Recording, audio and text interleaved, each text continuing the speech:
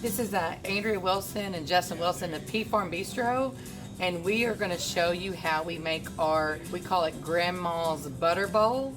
It's really great when you have fresh tomatoes from the garden, cucumbers, red onion, and it's just a basic cucumber, tomato, onion salad. So first we're going to start with our base. I have about a cup and a half of sugar. We're going to start off with just, let's say, about a cup of sugar, and then about a cup of vinegar. So a cup and a cup. And then we're going to add, we have a salt and pepper mixture. We're just going to dust that with salt and pepper until it just looks a little dark. And then we're going to whisk that until your sugar is completely dissolved. And then what I do is I'll put a spoon in there and just taste that and see if it's how I like my flavor.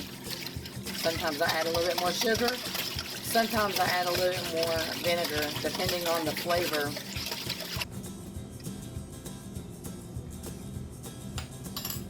It's got a good flavor to me.